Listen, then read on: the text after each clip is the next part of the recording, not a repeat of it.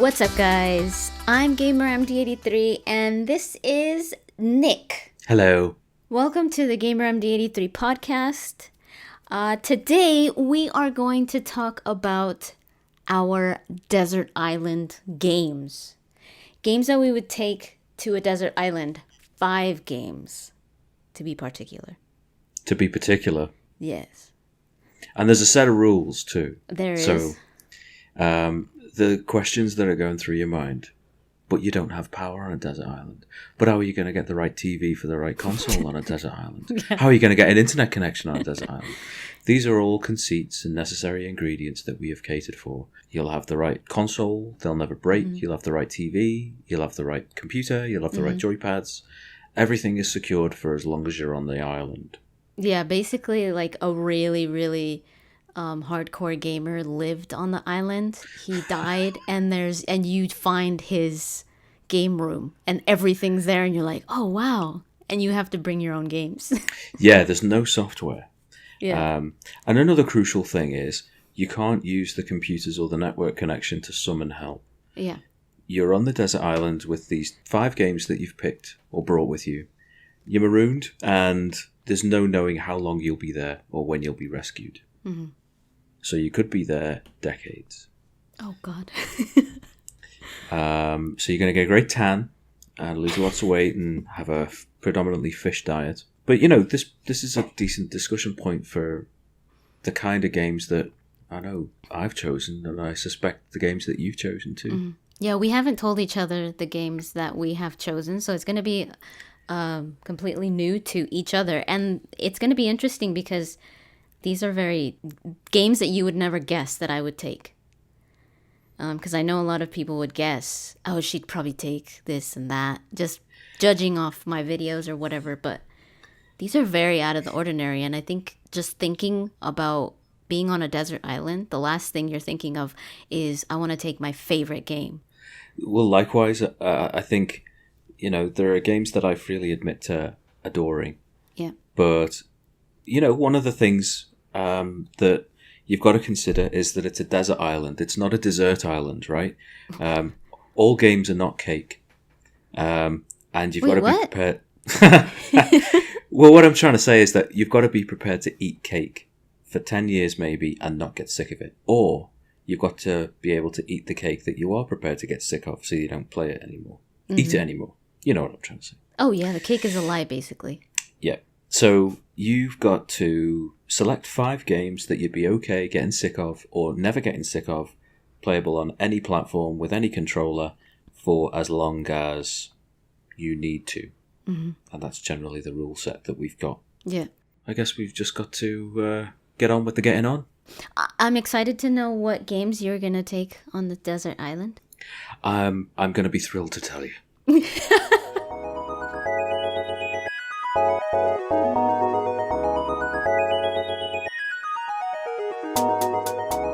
Okay, so if you don't mind, I will start.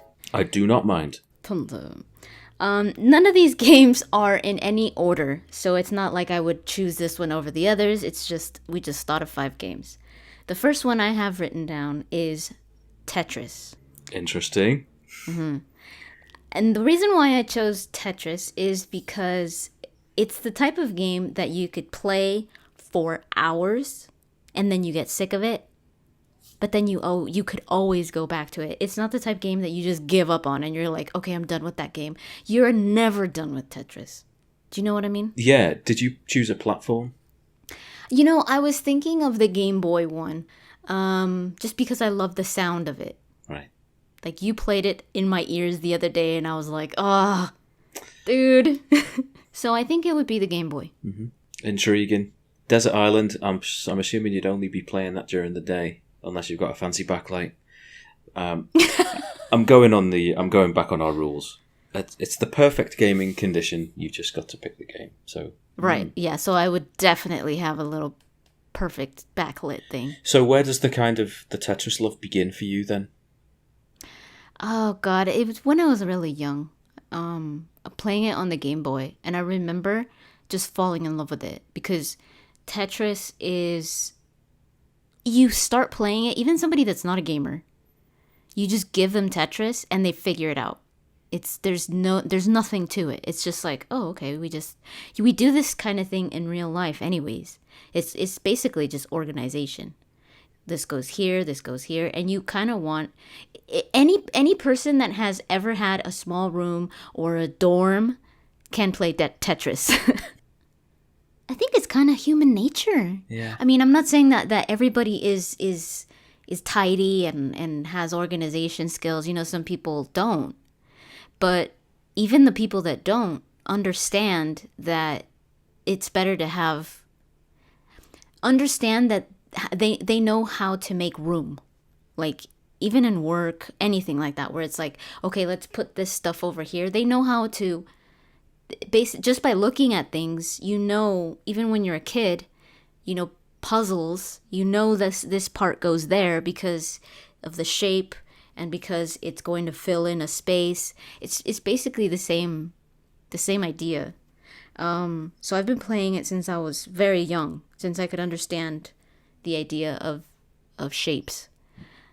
So I like the idea of taking Tetris because you just spend so many hours on it and time goes by so fast and you're just like, wait, what? And then after that, you go to sleep seeing shapes, you know?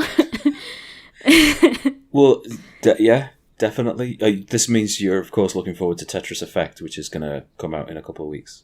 Absolutely, dude. Yeah. I was talking to my sister-in-law and I told her about it. I told her that Tetris was coming out again. And she was like, oh, nice. What's different about it? And I said, well, the music and the visuals, you know, it looks really nice. And they put in a bunch of different almost environments. And the music is very, you know, very... there's a new mechanic in it, which I find there fascinating. Yeah. The zone counter, is the it called zone? Yeah, something about the zone. Where you clear lines in general gameplay and you build up your zone meter, and then when it's advantageous to do so, you hit the zone meter and that freezes time. So let's say in regular Game Boy Tetris, you arrange, you know, it would be a Tetris, and you just need the long 4x1 to complete your Tetris. Mm-hmm. If you were to stack the bricks 16 high with a 1 brick wide strip at the side, mm-hmm. you would hit your zone meter and you get to clear as many lines as you possibly can while time's with frozen. the time stop. Yeah, right. and you can apparently clear up to 16. Very cool. Which is called a decahexatris, I think. Which is 16 lines. Mm-hmm. Very cool. I can't wait. Yeah, no, me too. But it was kind of, when I was telling her this, she was like, oh, but the game's the same. And I was like, yeah, the concept is exactly the same. Because, you know, if they changed it, it just wouldn't be Tetris anymore. It would be something else. Yeah. Because puzzle games, you just can't change them. At a fundamental level, no, I agree. Yeah, you just can't change them. You could change the things that support it, the music, the visuals, but you can't change the gameplay because it's like, okay, yeah, that's not Tetris anymore. Oh, it's sacred. It's it is a formula for, you know, endorphins, and you know, with something as sacred as Tetris, or something as familiar as Tetris, you can't change it at all because people will recognize it. I remember I got the EA release of Tetris for the PlayStation 3 some years ago, and I still got it, but its control scheme is just different enough to be a real pain in the neck. And I'd pick Game Boy Tetris any day. Yeah. Because it's familiar and it's easy and it's accessible and it's simple. It's just very straightforward. And the nostalgia helps. You know? Oh yeah, absolutely. Okay, so now you tell me which do you have on your list? Your first one. So the first one that I noted down was Lumines. Oh, nice, 2 puzzle games, right? Yeah. Well, Bedfellows, I think. Absolutely. I actually noted down Lumines Xbox 360, but then changed it to the PlayStation Portable. So I love Lumines and played it for about, well, since I got a PSP. Well, no, not quite since I got a PSP, since my sister got a PSP. So whenever that was, September 2005. Yeah, she got it, she played it, and then she said, you need to play this thing. So I got a copy, and I play it too. But recently, so I played it on the 360, and then I played it on the PlayStation Portable, then I played it on the 360, and then 10 years passed, and I got a Switch, and I've been playing it on the Switch really, really quite recently, a lot. But we were talking in another podcast, and I suggested the notion that, we were talking about the topic of games being a scale that you can measure your own growth and change by. And Lumines was a convenient one for me. So I was saying, I can get this far into the Switch version. How far would I now be able to get into the PlayStation Portable version? So I've been hammering the PSP version for the last little while. And it's fascinating because I can get to, before the Switch, on the PSP I could get to about level 108. And that's where I would always top out. And then on the Switch, until recently, I could get to 120. But I got to level 150 yesterday on the PSP. God. And I think it's... The PlayStation Portable, I think, has got less latency. I found that you can change the position of the blocks much, much later on the PSP. So that's why I've picked the PlayStation Portable. Right. And it's for similar reasons that you've picked Tetris. You can play it to death until you're sick to the back teeth of it. Yeah. And then after half an hour, you want to play it again. And you're testing yourself. Yeah, exactly. So, it's like, I know I could beat that record. I know I could. Yeah. So it's not only a benchmark to measure yourself against, it allows you to very conveniently measure how well you're progressing. I think it's wonderful. Of course, the day I get off the island, I'll be sick of it. Yeah, you're like, I never want to see this thing ever again. But then half an hour after I land on terra firma, I'll want to play it again. Yeah, it's like, And then just hopefully it doesn't remind me of, extreme starvation and playing games. And sunstroke. Yeah.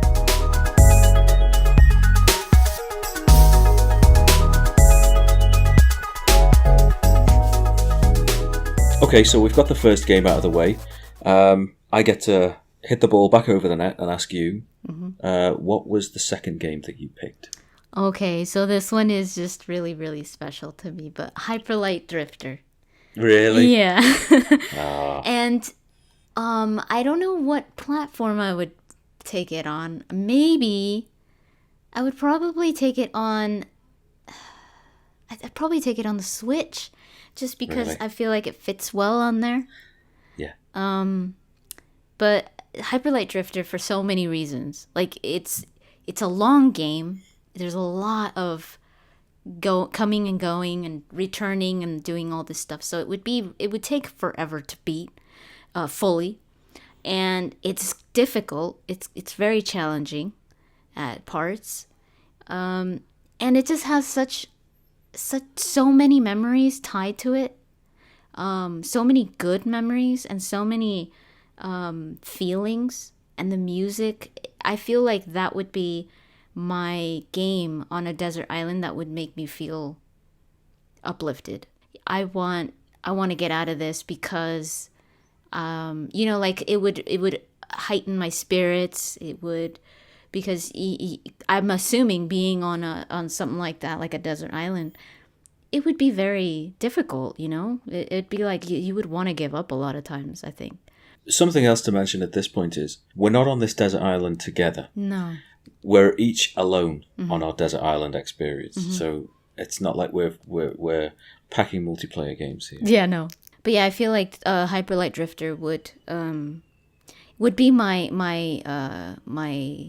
feel good game, my game too. Nice. Whenever I would feel like, screw this is not cool, I'd put on Hyperlight Drifter and then I'd just listen to that song and be like, aww, Life is good.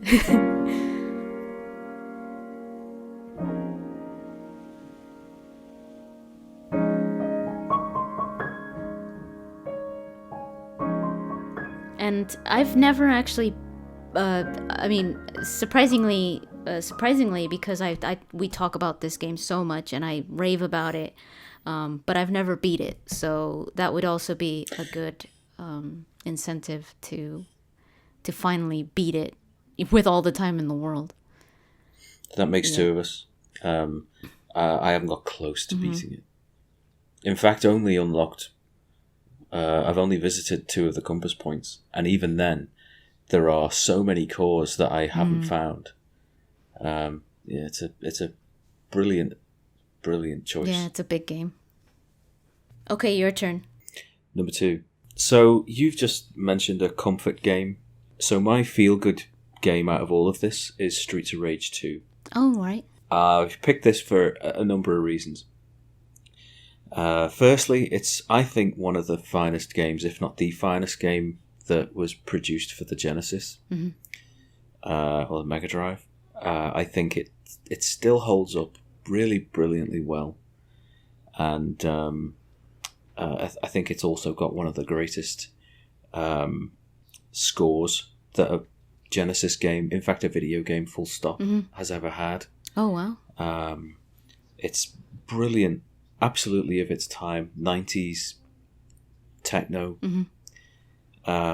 It's wonderful. So, to have that game there with a sound test function that I could just play the music instead of just playing the game, that's as good as playing the game for me. Oh, so nice. I kind of get double duty out of this choice. Right.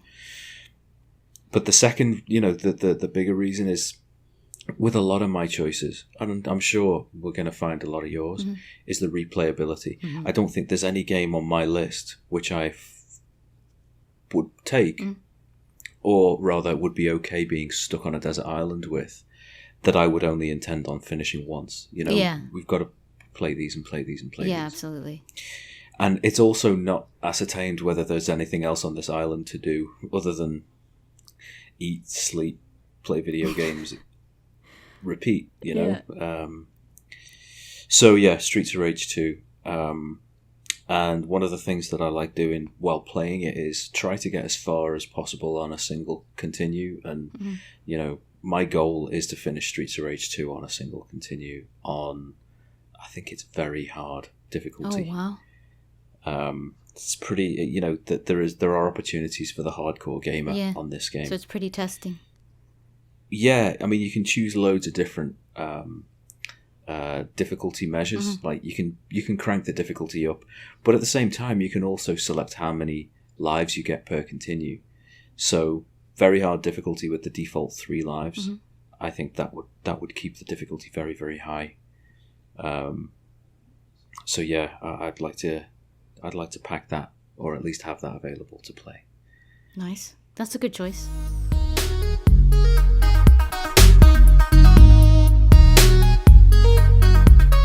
So your turn.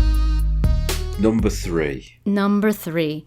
My third one was, I was going to say Mario 3.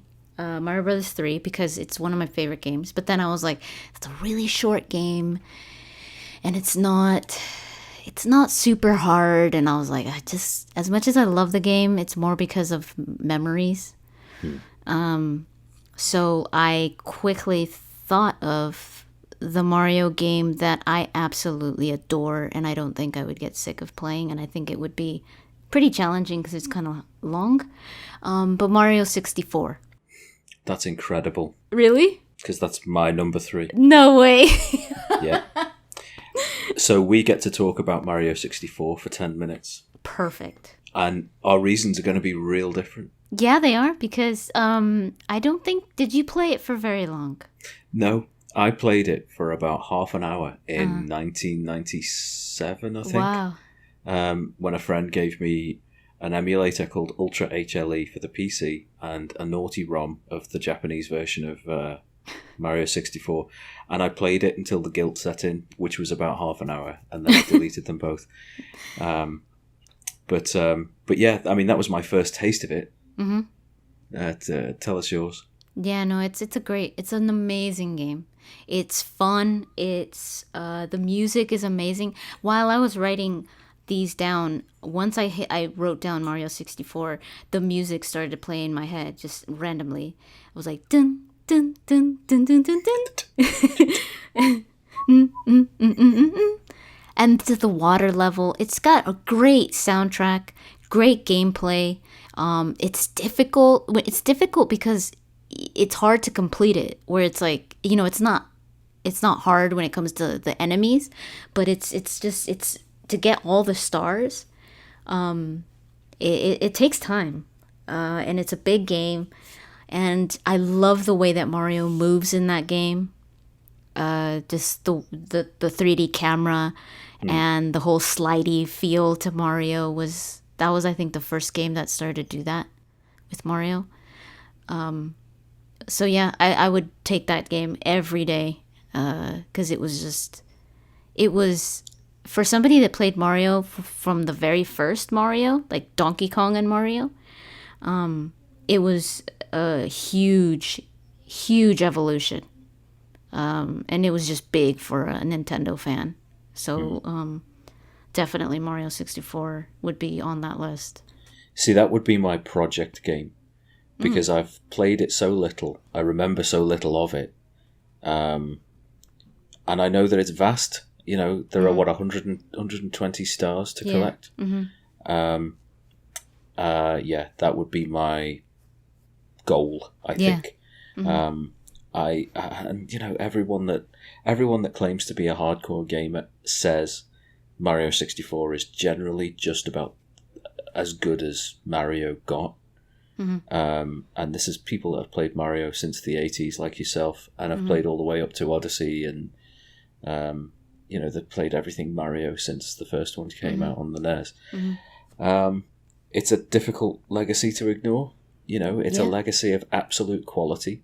It's, from GamesDev, it's also it's a benchmark for how to put together decent control method and handling models. The story goes that right at the beginning of development, your man was given the garden that is featured at the beginning of the game, a load of, dials to twist and sliders to adjust, with things like turning circle, lean angle, traction, grip, jump height. And he just worked on the feel of Mario and how it steered and how it, how the camera behaved behind him to give you that really good feel. It's perfect. Absolutely perfect. It feels so good.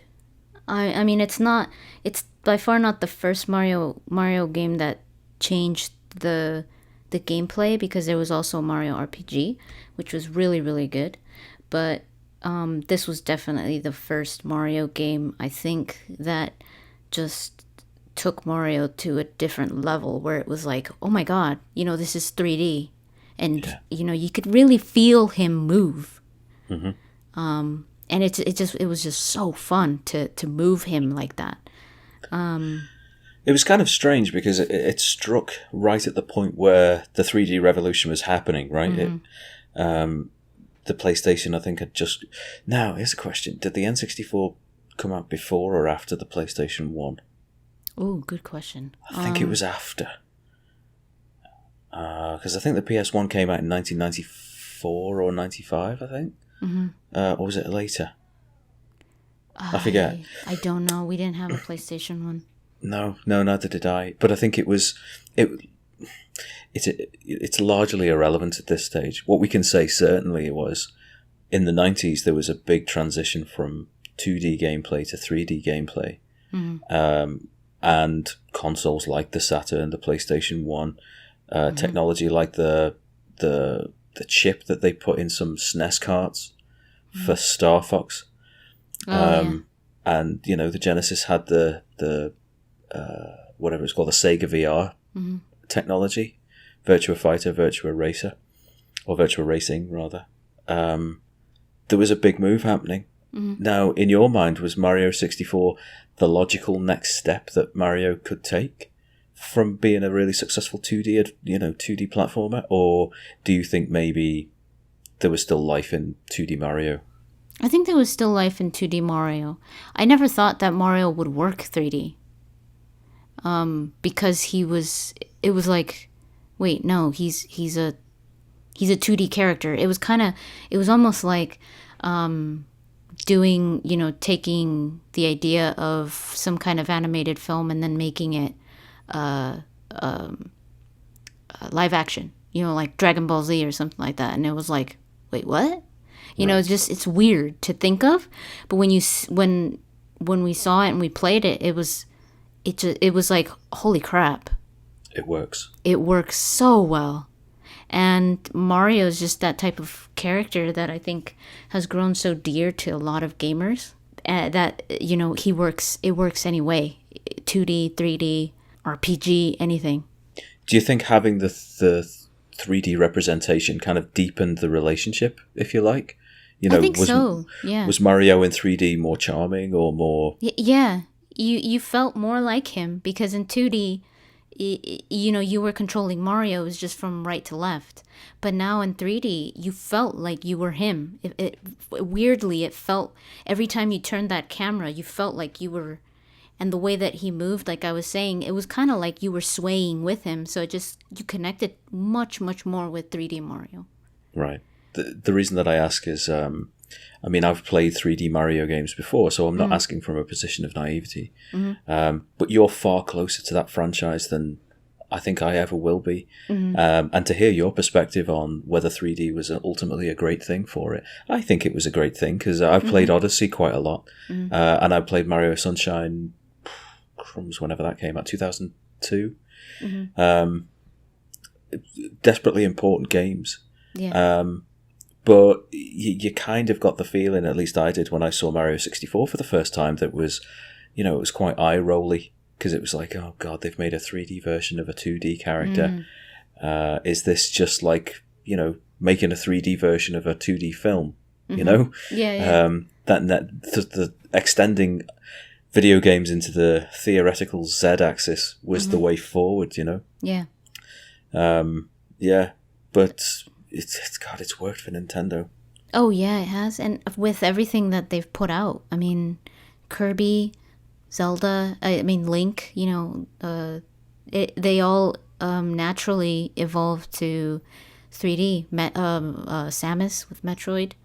Yeah. It's all worked. Could it be also that people expect that kind of complexity out of video games now? I mean, not to derail the discussion completely, but. Or to date the podcast.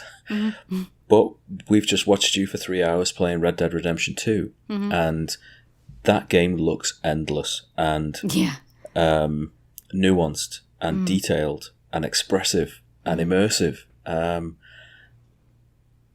Was Mario 64 the catalyst for all of this? Or if not the catalyst, the spark? Maybe for certain types of games, maybe for like adventure games that started to take it on a 3D level, and even Nintendo within Nintendo itself, because then you got Zelda Ocarina of Time and Star Fox and all those games that looked very similar. But I think for adventure games, but when it comes to like the big ones that we are talking about now, like Red Dead, I think that was definitely somewhere in a different part of the gaming industry, in a different area. I think it was a different game, maybe even Halo, the first Halo or something, or Skyrim or something like that. I mean, it's not Skyrim, one of the Elder Scrolls. Or the Dooms or the Quakes. Or, that side of gaming for that. But definitely, I think definitely Mario 64 was on this end of the adventure games, and I think Nintendo had everywhere to play around with it, because they don't tend to put out new IPs. They usually go back to old IPs. So it was like, okay, well, if you're gonna make Mario last forever and have people not eventually get tired of it, what are you gonna do? How are you gonna evolve him? You have to rise with the occasion. Yeah. If it looks like 3D is the way forward for everybody, then you've got to be the best at 3. You know, you've got to take advantage and you make your mark through either quality or innovation, or both. Yeah. And you know, Mario 64 on the N64, it was the first demonstration of analog stick pad. I believe so. Yeah. I think the N64 pad was doing analog controls before the PlayStation 1, because the first generation PS1 pads didn't have analog. Didn't have it. Yeah. Yeah, and I think even the Saturn, the big round Saturn pad, got analog controls. But I digress. Maybe there's a podcast in the future where we talk about joypads and how they all come about. But yeah, I think that would be interesting. For now, it seems that we've had our first match. Yeah, and Mario 64 was it. Yeah, I'm curious to see if that's the only one that we've matched.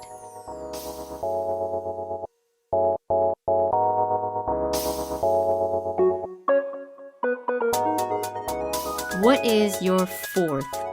My fourth, you ask? Okay. So, it's one of those, again, from the 16-bit era. It's a pixel art platformer that I love, and I have played so much.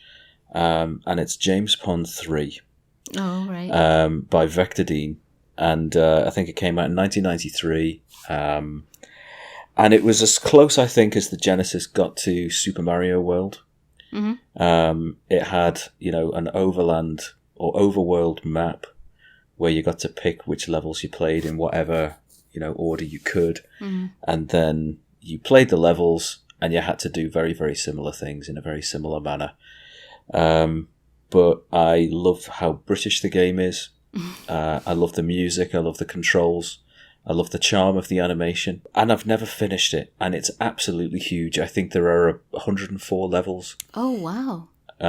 I think there are a huge number of objectives for each of those levels that you can get. I think on each level there are 4 teacups that you have to collect. A blue one, a red one, a yellow one, and a green one. And if you keep collecting them level after level, you get bonuses and power-ups when you get to the tally screen, and you get little satellite pieces or something, and that expands your GPS so that you can get to different regions. You get save points, and it's a code save system. So it's, I think, 5 different colours and 6 different objects. So you could get, a code would be red teapot, yellow cat, blue dog, red cheese, green bomb, red planet, all this kind of stuff. Hammers, pickaxes, all this kind of thing. Brilliant game. And I guess to play this on a Genesis, I would need a pencil and paper as well so that I could note down the codes. Oh, right. Or a little camera so that I could lazily take a photograph of the code no, screen. No, you just get pen and paper, sorry.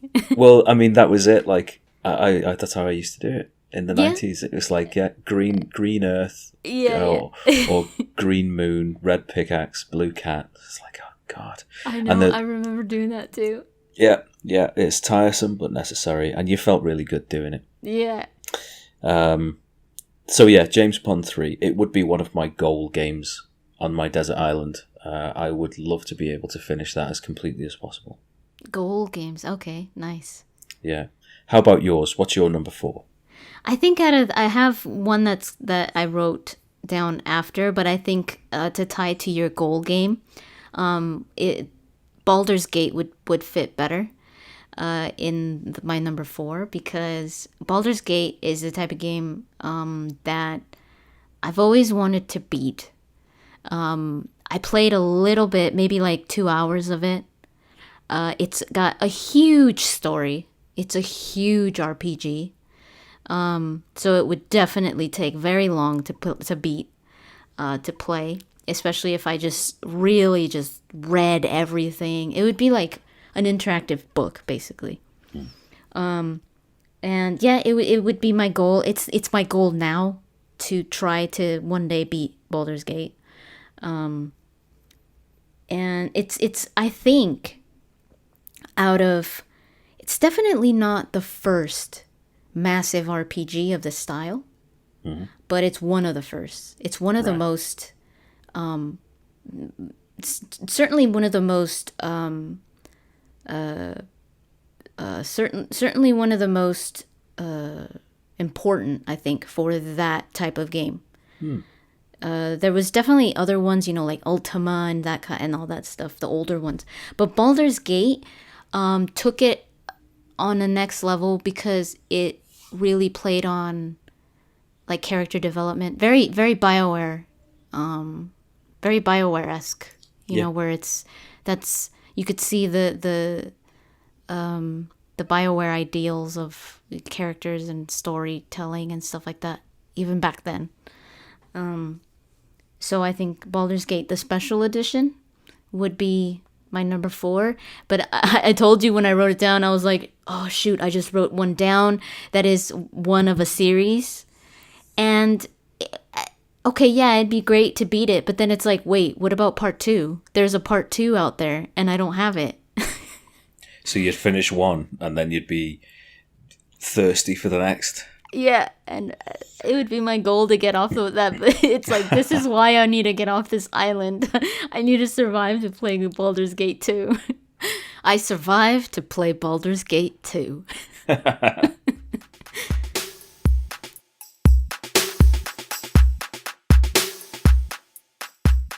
Last but not least, the last on your list. So the last on my list is perhaps the most vanilla game that is just not going to inspire anything. Really? In anybody, yeah. But it's an important game to me, and I think a smart one for reasons that will become clear pretty soon. Mm-hmm. But my last game is the Golf Club 2019. And mostly because there are 20,000 golf courses on it that you can play. Of differing quality, but it's the third in the series. I think it has the best handling and control. Mm-hmm.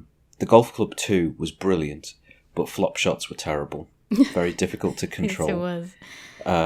And I think, that let the game down for me because a flop shot's a really important part of the short game.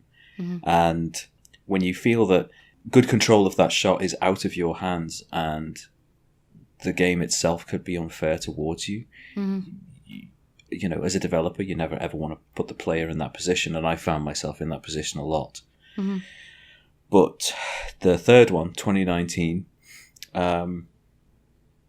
it's got better frame rate and it's got, more consistent performance, I think. Mm-hmm. And flop shots are far more controllable. Plus, if you're given 10 years to play the same game over and over again, even if it's got a terrible feature, you'll adjust and you'll learn to love it, I guess. Mm-hmm. And you can make your own courses as well if you wanted. This is also true. There is a construction kit included with the game, so I could make courses all day. Yeah.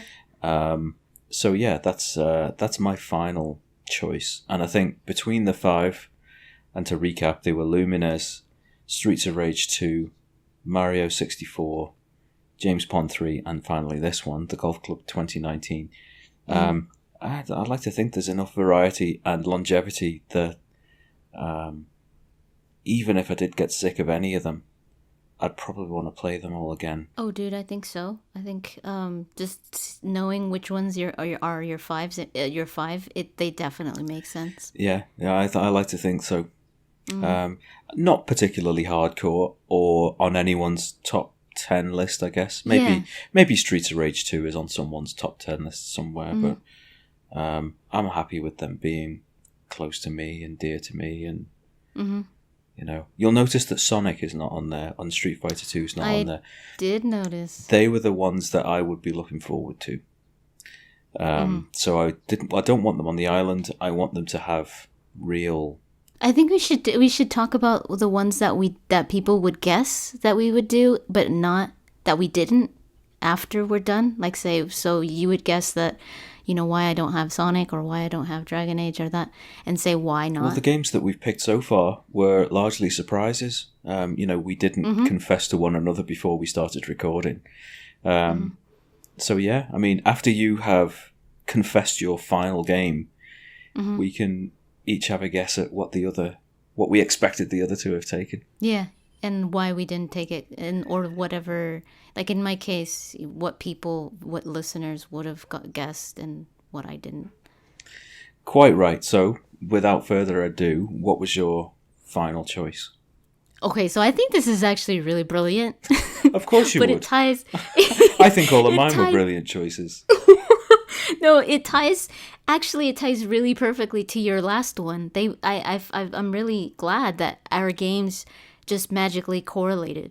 So you chose the golf club, and there is a building a course mechanic on there. Right. And I chose Mario Maker. So that you could make your own Mario levels. Yeah, it would basically be a never-ending Mario game. I would just be creating courses and making them more challenging and more challenging. So yeah, I thought that would be, and I've never played Mario Maker, so I think it would be interesting. I was going to say Mario Paint. Right. Because I loved that game when I was a kid, and it had like an little art station, music station, animation station, and you would just fiddle around with that as long as you wanted. But I think Mario Maker would be better because of the never-ending levels, basically. Right. And challenge as well, because you could just keep challenging yourself in so many different ways.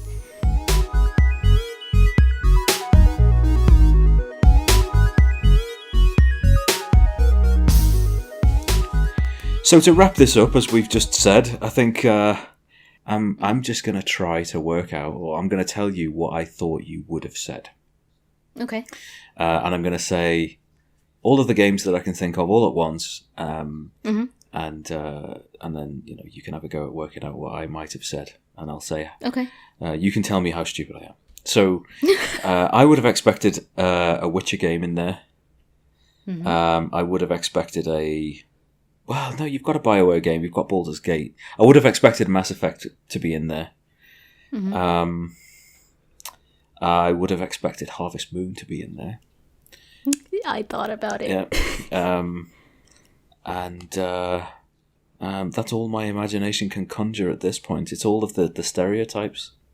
Yeah, the ones that people would have guessed. I think a lot of I think a lot of the listeners would have guessed. Same. I think they would have said, "Oh, but I thought you would have taken like Mass Effect or Dragon Age or The Witcher, Harvest Moon." But I didn't take any Witcher games, any Mass Effect games, or any Dragon Age games because they are very story.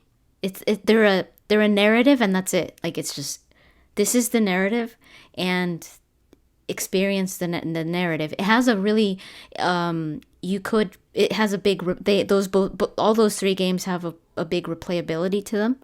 But for me, playing the same story over and over and over gets really tedious. Like for example, I've only beat Dragon Age Origins once. I've only beat Dragon Age 2 twice.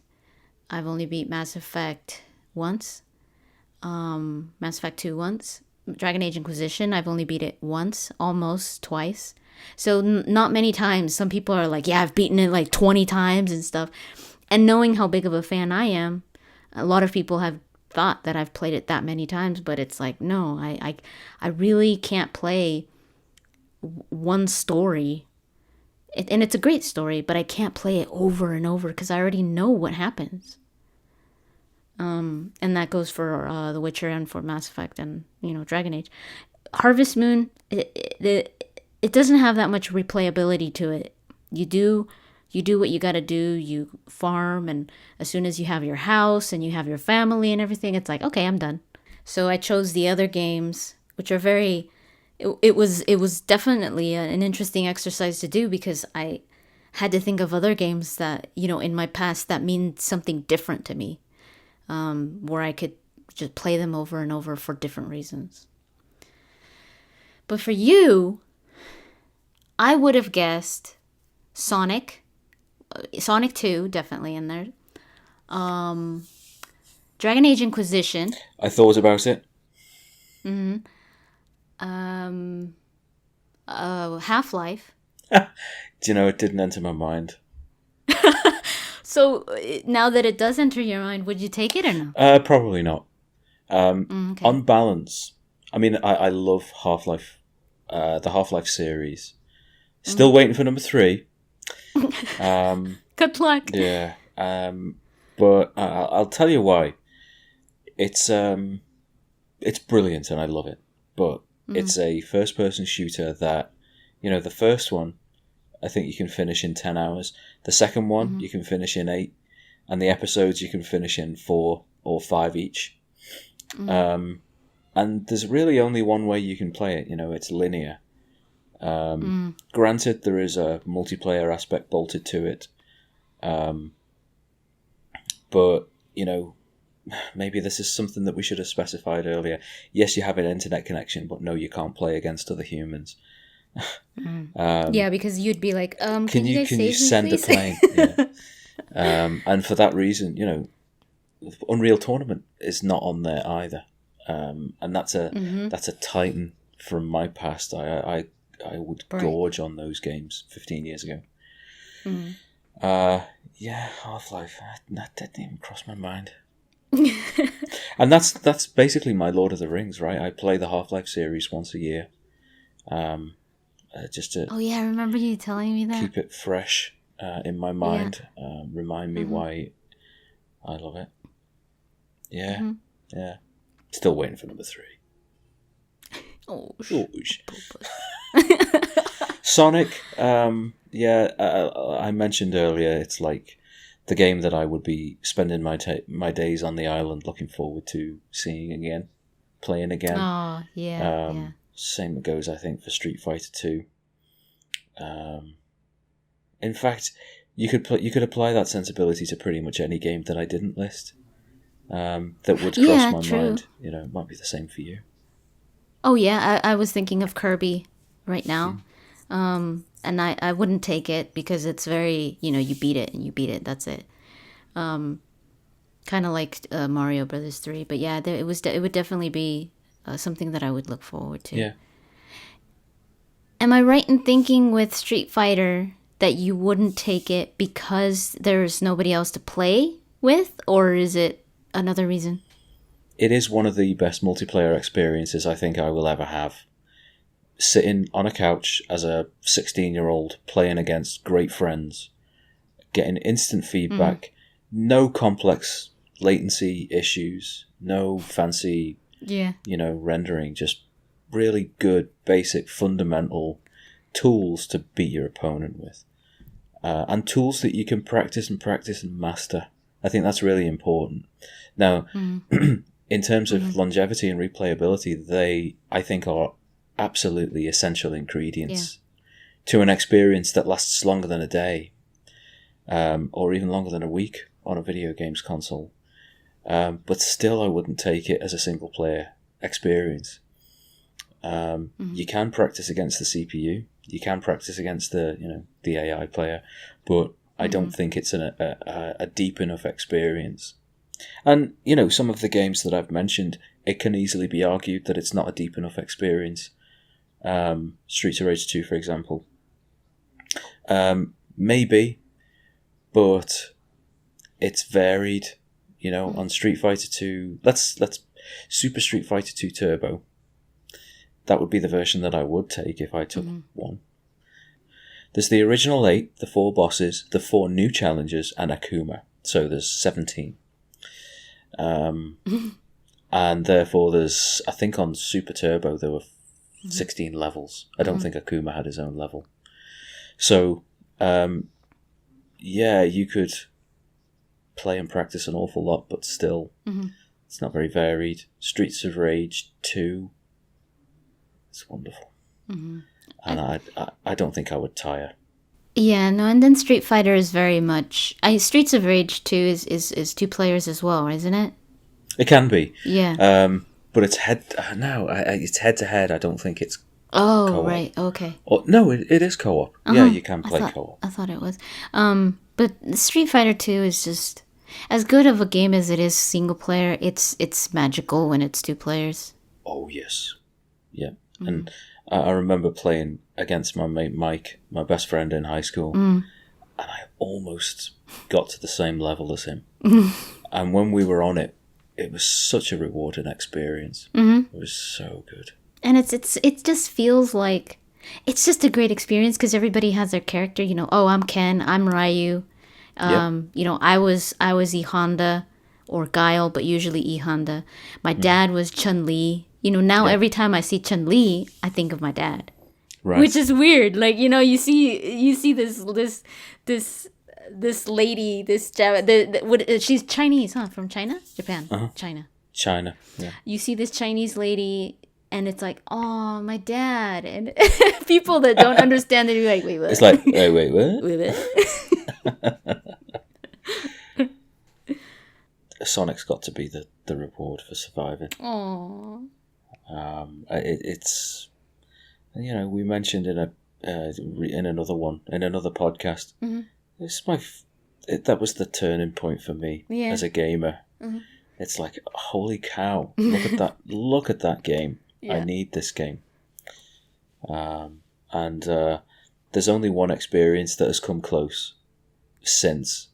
As a viewer of video games, and that was seeing Little Big Planet for the first time being played. Oh wow! Right. Because it was just pure joy, and it was a platformer adventure, and ultimately I didn't care for Little Big Planet because it was just too complex, and they were trying to get too much out of it. But as an IP, as a main character, I thought Sackboy could have been the Sonic of it rapidly became Sony's mascot, right? Until they milked the game too much, and it fell by the wayside. Yeah, I was like, nah, never mind.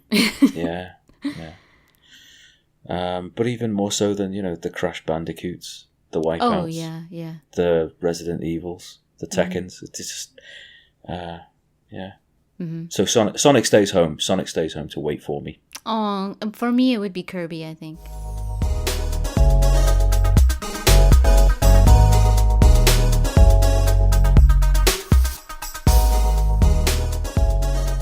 There was a notion before we recorded this that we would do a run through because we've had really good success with rehearsal before we do a podcast, just to get the ideas out. But I think going in fresh, finding out what your top 5 or your 5 desert island games would be, I enjoyed discovering, and I enjoyed the little bit of overlap as well. I did too. Yeah, no, because like you said, it was good that you caught that where it was like, wait. The cool thing is that this is going to be a surprise for each of us. Let's just go ahead and record it. So it was like, oh gosh, yeah, you're right. So yeah, it was I think this kind of question for you listeners, think about it because it's very interesting. I think while I was writing it, I was like, this is a really interesting question the whole time. Well, the thing that I think that the spin that you can put on the question is just introducing the thought that, do you know what, you're going to have to live with these games every day for what might be 10, 12 years, maybe 20 years. Yeah. What games are you prepared to get sick of? What games do you have a relationship with that would endure? It's a very personal choice. And, like your feel-good games, your personal goals where you're, like James Pond? Yeah, that was the game that I loved that I needed to finish. I needed to conquer that game. But by the similar token, Mario 64, I've barely scratched that game. Right, And that's something new to go and discover. I mean, if I was smart, I would be taking Red Dead 2 with me. I was considering it, but I was like, you know what? Right now, I'm really biased, I think, so I'll just leave it. Yeah, you might get 2 weeks into your playthrough and hate it. Yeah, it's like, ooh. Not likely. Yeah, not likely, but you never know. No, it's very good. Very good indeed. But yeah, for you listeners, think about it. Think about the games that you would take. It's an interesting exercise to see the type of gamer that you are because you will notice when you start thinking about it that you don't tend to take your favorites. Because I think what dictates what our favorite games are for the reasons that we choose or that we feel aren't always because of how many times we could play them. It's almost always like, oh man, I love it because of this or because of that. But my favorite games, I haven't played very many times. So yeah, when you think of these games, you will notice that you're thinking of different reasons. Agreed, and I think it's a brilliant discussion. Yeah, very good. Here's to more of those. Yeah, probably not trapped on a desert island next time. But Let's hope not. yeah, no. So that's pretty much it. Be sure to check the description for all the lovely ways to... I do the outro. This is the GamerMD83 podcast, and I'm GamerMD83. well, I'll be over here if you need me. Yeah. So that's pretty much it. Be sure to check the description for all the ways to keep in touch. Stuff like YouTube, Twitter, Twitch, and Patreon. Thank you so much for listening, and we'll talk to you guys later.